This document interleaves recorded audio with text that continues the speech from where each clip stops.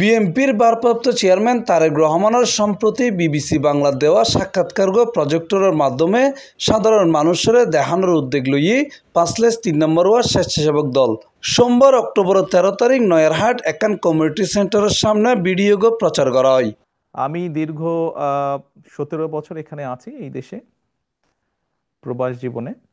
তবে আমার উপরে যখন দলের দায়িত্ব এসে পড়েছে তারপর থেকে আমি গ্রামে গঞ্জে আমার নেতাকর্মী সহ তাদের সাথে বিভিন্ন পর্যায়ে সাধারণ মানুষ যখন যেভাবে অংশগ্রহণ করেছে। এন্ডের প্রধান অতিথি হিসেবে উপস্থিত আছে চট্টগ্রাম মহানগর বিএনপির আহ্বায়ক আলহাজ এরশাদুল্লাহ। প্রধান বক্তা হিসেবে উপস্থিত আছে চট্টগ্রাম মহানগর স্বেচ্ছাসেবক দলের আহ্বায়ক বেলায়েত হোসেন বুলু। বিশেষ বক্তা হিসেবে উপস্থিত আছে সদস্য সচিব ইঞ্জিনিয়ার জমির উদ্দিন নাহিদ।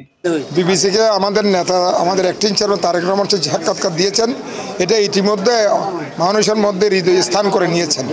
মানুষ এই বিবিসি সাক্ষাৎকারটি শোনার পর তারেক রহমান সম্পর্কে বিএনপি সম্পর্কে একটা ইতিবাচক যে ধারণা সেটা আরও শক্তিশালী হয়েছে।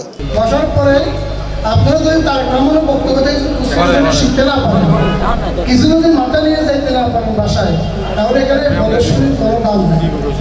তিনি বলবেন যে তারেক রহমান খুব ভালো বলেছেন, একজন মাছ দোকানদারকে জিজ্ঞাসা করবেন, তিনিও বলবেন ভালো বক্তব্য। এই সময় বিশেষ অতিথি হিসেবে আরও উপস্থিত আছে চট্টগ্রাম মহানগর বিএনপির সদস্য মোহাম্মদ আবু ইউসুফ, বাইজিদ বুস্তামি থানা বিএনপির নেতা ইসমাইল, 5-3 নম্বর ওয়ার্ড বিএনপির আহ্বায়ক শামসুল আলম, সদস্য সচিব সুলাইমান বাদশাহ, বাইজিদ বুস্তামি থানা স্বেচ্ছাসেবক দলের আহ্বায়ক আলতাফ হোসেন, সদস্য সচিব আব্দুল হালেক, 3 নম্বর ওয়ার্ড স্বেচ্ছাসেবক দলের আহ্বায়ক ফিরোজ মাহমুদ, 3 নম্বর ওয়ার্ড স্বেচ্ছাসেবক দলের সদস্য সচিব এইচ.এম. জাহিদুল হক তুহিন। 3 নম্বর ওয়ার্ড স্বেচ্ছাসেবক দলের যেই তারুণ্যের অহংকার দেশ নায়ক জনাব তারেক রহমান যে বিবিসি বাংলায় সাক্ষাৎকার দিয়েছেন, আমরা ওইটা সবার মাঝে সম্প্রচার করেছি।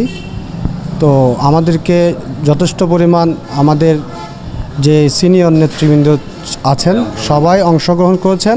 আমাদের অ্যাক্টিং চেয়ারম্যান তারেক রহমান যে বক্তব্যটা দিয়েছিল সেই বক্তব্যটা আমরা প্রচার করেছিলাম।